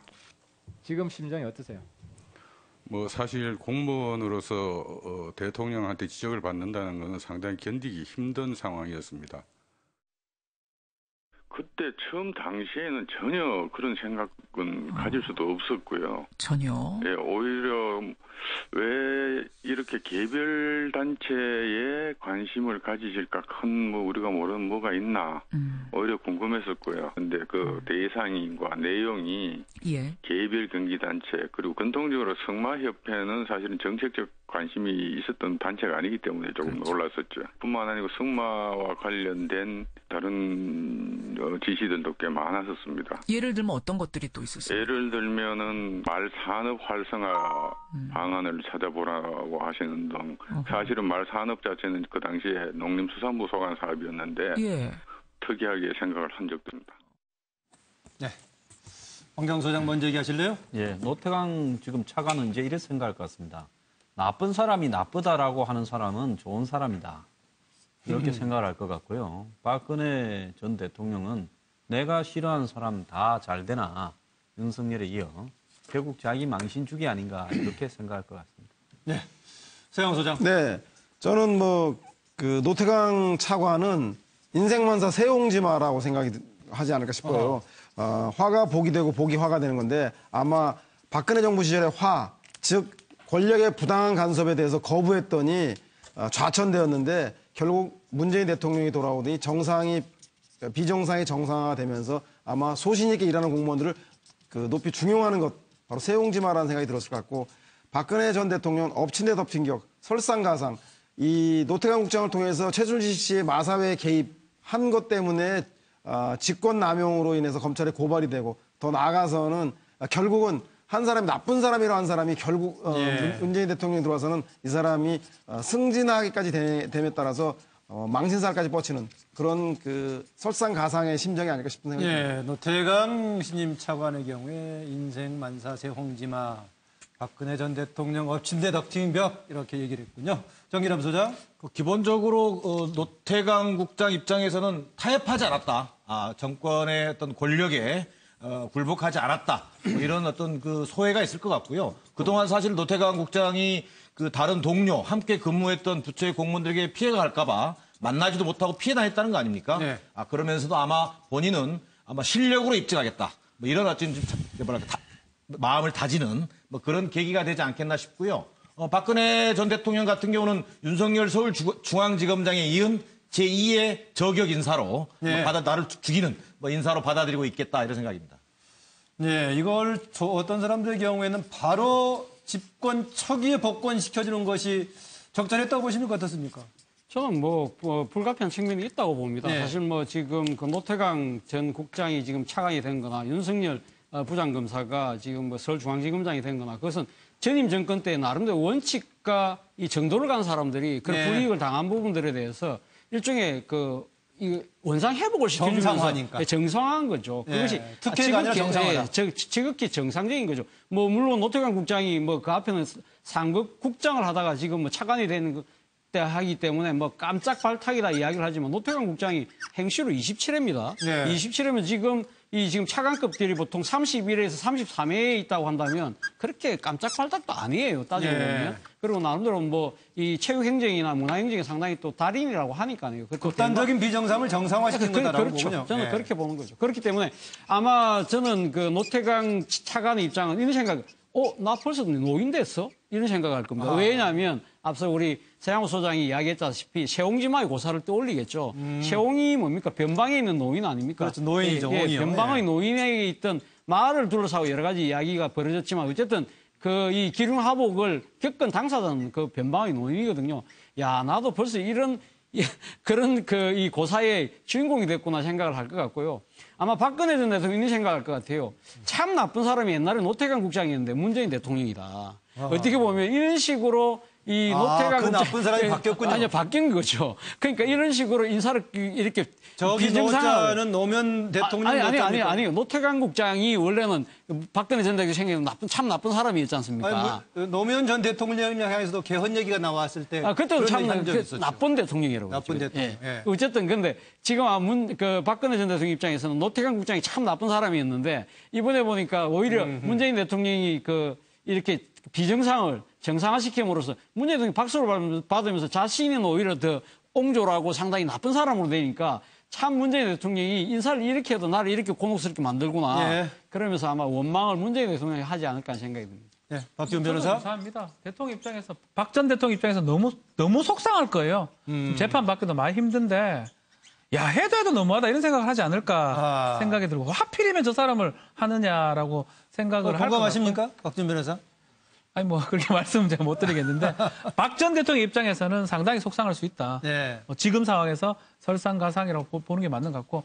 그래서 노태광 이제 차관이죠. 차관 입장에서는 이제는 평창 올림픽을 본인한테 맡긴 거라고 생각해야 되지 뭐 이게 뭐 절치부심이라 새로 왔다고 이렇게 생각하지는 않을 것 같아요. 첫 번째 행보로 거기 참석을 했죠. 그렇죠. 예. 지금 그거 해야 되고 이제 그거를 맡기기 위해서 대통령이 나를 임명한 거구나. 그렇게 생각해야지만이 더 올라갈 수도 있고 예. 더 좋지 않을까. 뭐 그래서 저는 노태환 국장은 뭐 잘 됐다. 아이고 뭐 있다 보니까 되는구나 이게 아니고 앞으로 임무를 내가 하나 받았구나 이렇게 생각해야 되고 생각할 거라고 생각이 듭니다. 네. 오늘 5번째 큰 정치 핫 이슈로 넘어갑니다.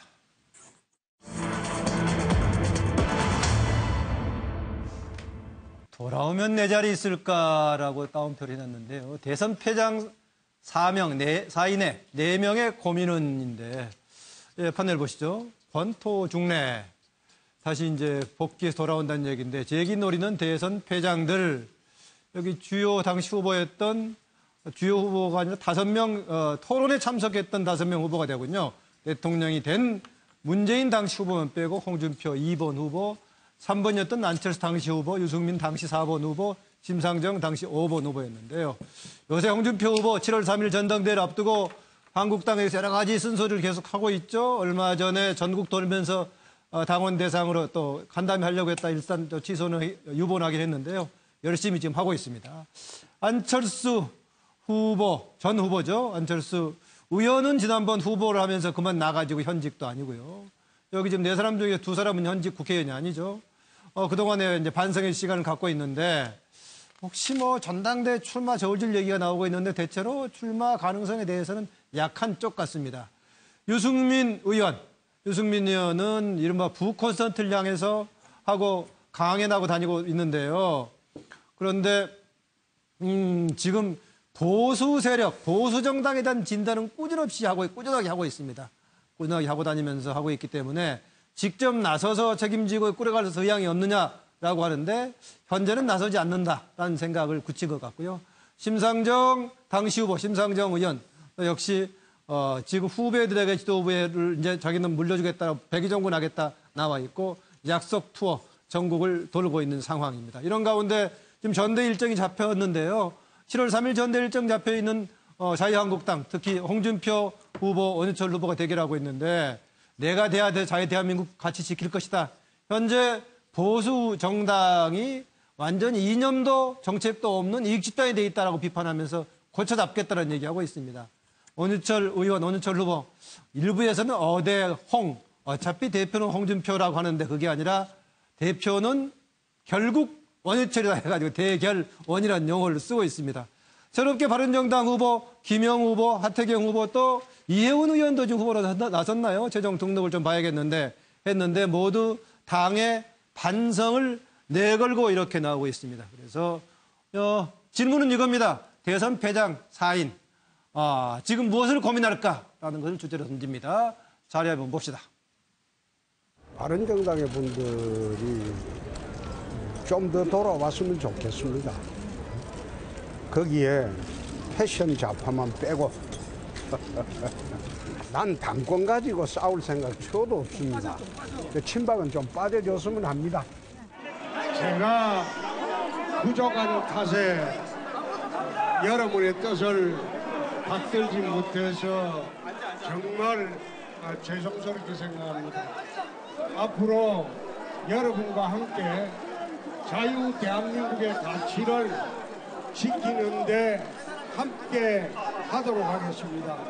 정말 고맙습니다. 고맙습니다.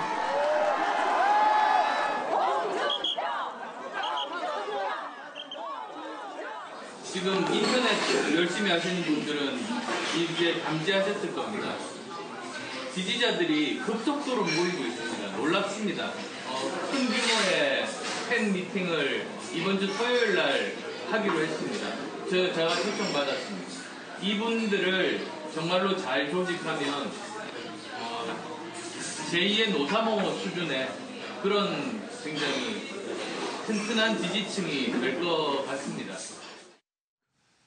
네, 대선 패장, 대선 유력 후보, 주요 후보분들 중에서 1번에서 5번까지들 중에서 당선된 문재인 후보 빼고 4명에 관한 얘기인데요. 지금 현재 고민은 무엇인가라는 질문입니다. 서영훈 소장. 네. 이미 홍준표 전 후보는 결정을 한 것 같아요. 선명 야당의 길을 가겠다 그래서 강경한 모드로 가고 있는 것 같다는 생각이 들고요. 유승민 그 전 후보의 경우에는 선명 야당의 길하고 정부에 협조할 건 협조하는 개혁연대 사이에서 왔다 갔다 일면 협조, 일면 견제 이런 전술을 펴고 있는 것 같은데. 위치로 보자면 그러면 홍준표 후보하고 그다음 안철수 후보 사이에 지금 저기 서 있어야 위치가 맞는가 현재로서는? 그렇죠, 그렇습니다. 스펙트럼이? 문제는 근데 아마도 저는 안철수 전 후보와 심상정 전 후보가 가장 큰 고민이 되지 않을까. 왜냐하면 본인의 의지와는 무관하게 이번에 인사청문회가 난항을 겪고 그리고 정부조직법이라던가 추경 일자리 예산이 6월 임시국회에서 성과를 내지 못할 경우에는 국민들 사이에서 야 정부 여당이 안정적으로 일을 할 수 있게 너희 그냥 연대하고 협치해라라고 민주당, 국민의당, 정의당에 대한 개혁연대에 대한 요구가 아래로부터 국민으로부터 요구가 나올 가능성이 매우 높습니다. 따라서 그렇게 될 경우에는 아마 국민의당과 바른정당이 민주당과 함께 연대나 그 연합에 대한 문제에 대해서 강제될 가능성이 매우 높지 않을까 생각이 듭니다.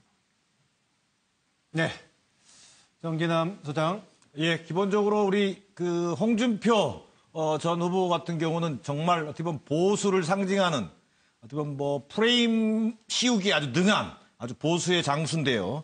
예를 들면 뭐 국민의당을 최근에 인사청문회 정국에서 뭐 민주당의 이중대로 이렇게 딱 규정한다든지 그러면서 자신의 역할을 정확하게 자리매김할 줄 아는 그런 어떤 그 분인데 기본적으로 저는 이회창 따라하기로 갈 것 같다. 당을 장악한 후에 대선 후보까지 그냥 일사천리로 가는 그런 어떤 프로세스를 밟을 것 같고요. 안철수 전 후보 같은 경우는 한국의 마크롱이 되고 싶었는데 한석도 없는 중도 신당을 어떤 또 일당으로 만드는 마크롱을 보면서 본인도 아마 그런 고민을 하고 있을 것 같고요. 그러나 당내 기반이 허물어져 가는 것을 보면서 굉장히 지금 아쉬워하고 있는 상황인 것 같다. 유승민 우리 후보는 새로운 보수 기반 다지기에 원내 20석이거든요. 한석이 지금 이탈해도 지금 무너지는 상황. 이 상황을 굉장히 기반 다지기에 주력하는 상황이고요. 또 마지막으로 심상정 후보는 뭐 본인이 여러 가지 이번 성과를 많이 냈습니다만 여전히 또 다음 대선까지 나아가기는 좀 어렵기 때문에 노회찬 후보는 뭐 하고 있는지 굉장히 관심을 갖고 지켜보고 있지 않을까 생각합니다. 이제 노회찬 의원을 굉장히 의식하고 있을 거다라는 해석이네요. 차재원 교수. 예, 저는 뭐 그 홍준표 전 지사 같은 경우는 의개인 한나라당을 꿈꾸고 있지 않을까 생각합니다. 사실 이 홍준표 전 지사의 정치 인생에서 가장 빛을 발했던 데가 야당의 지기국수 노릇을 할 때거든요. 그렇기 때문에 지금 이 아마 당권을 맡아서 아마 선명한 야당, 이 강력하게 추진할 수 있는 한참 전이네요. 야당의 저격수 역할을 했을 그렇죠. 그때가 이해창 총재 시기네요. 아니요, 이해창 총재 물러나고 난 뒤에 물론 뭐 박근혜 당시 당대표 시절이긴 합니다만 그때 사학법이라든지 국가보안법 문제라든지 그때 강하게 추정을 하면서 상당히 자신의 존재감을 부각시켰던 측면이 있거든요. 그걸 통해서 자신의 정치 기반을 다졌던 측면이 있기 때문에 아마 저는 당권을 잡으면 아마 과거 한나라당식의 강력한 투쟁을 하지 않을까 생각이고요. 안철수 전 대표, 전 후보 같은 경우는 아무래도 존재감이죠. 그러니까 지금 본인이 지금 정치 전면에 나설 수도 없고 그렇다고 해서 완전히 사라질 수도 없는 이러한 상황에서 자신의 존재감을 어떻게 부각시키느냐가 문제일 것 같고요. 그리고 이 유승민 후보 같은 경우는, 전 후보 같은 경우는 수렴 청정을 해야 되나 말아야 되나. 지금 이 바른정당의 지금 당권 경쟁에 나서고 있는 분들이 그렇게 정치적 무게가 없기 때문에 자칫 바른정당이 이 야당으로서의 제대로 길을 갈 수 있을까? 그렇다고 한다면 내가 뒤에서라도 좀 뭘 역할을 해야 되나 말아야 되느냐는 고민을 할 것 같고요. 그리고 심상정 후보가 제일 마음이 편할 것 같아요. 이번에는 차세대 리더를 다시 키우겠다고 이야기하면 자신은 이선 후퇴를 이야기하지 않았습니까? 그렇기 때문에 아마 심상정 후보가 마음으로는 제일 편할 것 같습니다. 진보정당의 경우에 과거에 보면은 당시에 권영길 후보가 대선에 3번이나 출마하긴 했었는데 진보정당 전략에서 심상정 전 후보가 당 세력 전략에 어떤 좀 앞으로 행보를 할지 그것도 주목되는 부분이긴 합니다. 박지훈 변호사. 짧게 하라 그래 저는 아주 짧게 준비했습니다. 네 사람 후보 중에 특히 다른 후보는 홍준표 후보가 아닌가 생각이 들고 나머지 3분은 뭐 똑같이 숨 고르기 작전이라 같아요. 지금 뭐 존재감 드러낸다 해가지고 될 것도 아닌 것 같고 어떤 방식으로든 조금 숨어 있는데 홍준표 후보는 좀 달라요. 대법원에 사건이 계류 중이거든요. 그러다 보니까 숨을 골라서 안 되고요. 더 직진해가지고 뚫고 나가야 된다. 그래서 이 홍준표 후보하고 세 사람은 좀 많이 다르다 이런 느낌이 네, 듭니다. 홍준표 후보는 본인의 이후의 행보를 위해서 지금 당 대표가 네. 되는 게 절대 필요하다는 생각인데 박지훈 변호사처럼 이렇게 서로의 공통의 룰을 잘 지키면 더 좋습니다. 예, 황장호 소장님. 예, 홍준표 후보는 일단 당 대표부터 빨리 차지하자. 그 외에 다른 생각은 별로 없을 거라 보는데요. 대표가 되면 내년에 지자체 선거가 곧바로 있는데 여기서 네. 패배하면 그 이후로 못 가고 끝나게 되죠. 그래서 노선 수정을 할 거라고 봅니다. 그리고 이제 안철수 전 후보 같은 경우에는 원내에 빨리 들어가야 된다. 지금 저게 과제인데 그렇다고 자기가 넣은 보궐선거에 자기가 들어갈 수도 없고 그 딜레마가 좀 클 거라고 보고요. 유승민 후보 같은 경우는 굉장히 애매한데요. 지금 당의 노선도 애매합니다. 강대강으로 부딪히니까 설 자리가 별로 없어지죠. 그렇다고 예. 지도부에 들어갈 수도 없고요. 그래서 빨리 저 당을 실질적으로 재편을 해야 된다. 저렇게 좋은 게 좋다는 식으로 가서는 제가 볼 때 오래 못 갈 수도 있다 이래 보입니다. 예. 그다음에 이 심상정 후보 같은 경우에는 정권과 보조는 너무 잘 맞는데 그렇다면 진보 정당으로서 정의당이 별도로 존재해야 될 가치는 뭐 더불어민주당의 문재인 정권에서 다 실현되면 아하. 이중되냐 이런 문제가 지금 등장을 곧 할 거라고 보고 지금 당원들 사이에서도 그런 요구들이 나오고 있다 봅니다. 현재까지 사안으로 보면은 되게 겉으로 드러난 것은 문재인 정부도 민주당과 큰 차이는 없어 보입니다만은 물론 다른 내용들 지금 진보 정당이 가지고 있는 부분은 있을 것인데 현재까지는 부각이 조금 안 되고 있는 것 같습니다. 네, 다음 정치 하디슈 보죠.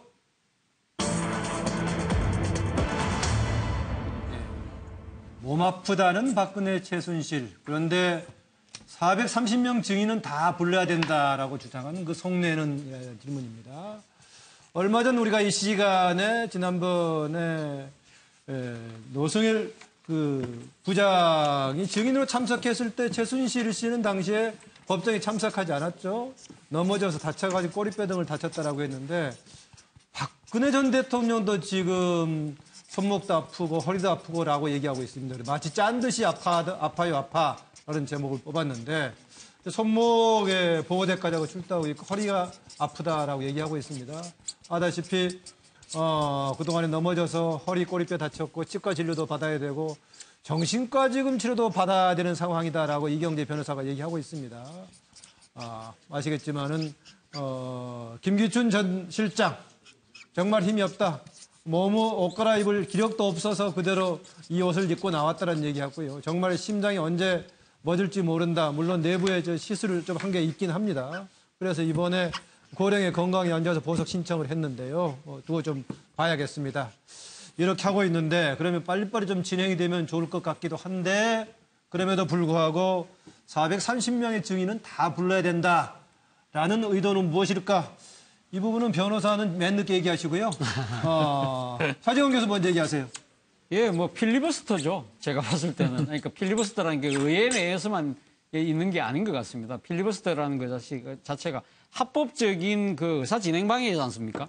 일종의 저는 그 박근혜 전 대통령이나 최순실 씨가 일종의 지금 그 칭병을 통한 또 정인들을 대거 부름으로써 재판의 진행을 상당히 그 좀 방해하려는 그러한 그 의도가 깔려 있는 것이 아닌가. 그 과정에서 자신이 1심이 6개월을 다 채우고 나면 박근혜 전 대통령 같은 경우는 불구속 상태에 재판받을 수도 있기 때문에 그런 여러 가지를 겨냥한 필리버스터가 아닌가 하는 생각이 듭니다. 네. 정기남 소장. 이 두 사람만 보고 있으면요. 무슨 이게 구치소가 아니라 실버 호스피탈인 것 같은 착각이 들 정도예요. 치과에도 간다, 타박사 입어서 병원으로 가야 된다. 세 분까지 김기춘 실장. 김기춘 실장은 또 무슨 심장이 곧 멎을지도 모르겠다. 지금 요양시설에 있는 겁니까? 김기춘 실장이 스텐트를 꽂기는 꽂았죠, 지금. 예, 꽂혀 있습니다. 그것까지는 제가 확인을 못했습니다만 이분들 얘기는 기본적으로는 시간 끌기 전략이죠. 재판을 1심 6개월 내에 어떻든 간에 이 구속 만기가 돼서 풀려나서 불구속 상태에서 재판을 받겠다는 건데 저는 지금 현재 최순실 게이트와 관련돼서 1심에서 7명이 유죄 나왔고요. 33명이 아직도 선고도 안 나왔습니다.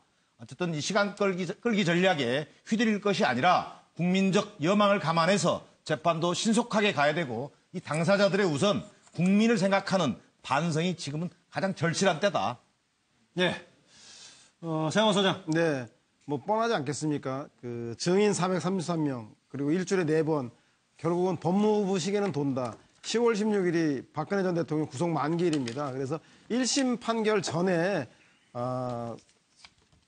출소해서 불구속 상태에서 1심 재판을 받겠다. 그래서 최대한 자기에게 유리한 재판을 끌고 가겠다라고 하는 시간 끌기 지연 전략이라는 생각이 듭니다. 네, 황장훈 소장. 세월이 가면 뇌물죄도 사라지고 지금 뇌물죄 부분은 뭐 이재용 부회장부터 이상해져 가고 있어요. 네. 그다음에 정치 환경도 바뀌고 또 구속 기간도 바뀌고 없던 병도 좀 생기고 그러면 우리가 좀 나갈 수 있으니까 그냥 지금은 좀 견딜 때다 이렇게 생각하는 것 같습니다. 네, 박준 변호사 마지막으로요. 뭐 숫자로 좀 표시했는데 뭐 똑같습니다. 10월 16일이고요. 18은 18주가 남아 있습니다. 16일까지. 네 번 하면 72번 재판을 할 수가 있고요. 통상 2명 내지 3명 정도를 하루에 증인으로 부를 수가 있습니다. 계산해 보면 많아봤자 200명 정도밖에 못 부릅니다. 네. 430명이 뭐 안 맞잖아요. 숫자가. 430명 정상적으로 하려고 그러면 내년 정도 초돼야지 끝날 수 있거든요. 예. 뭐 계산을 딱 해봐도 시간 끌긴데 저 430명은 박근혜 대통령 그리고 최순실 측에서 낸 증인들입니다. 그걸 인정하면 증인 나올 필요가 없는 건데 결국 이거는 뭐 100% 시간 끌기 전략이 아닌가. 네, 시간 끌기 전략이다. 네.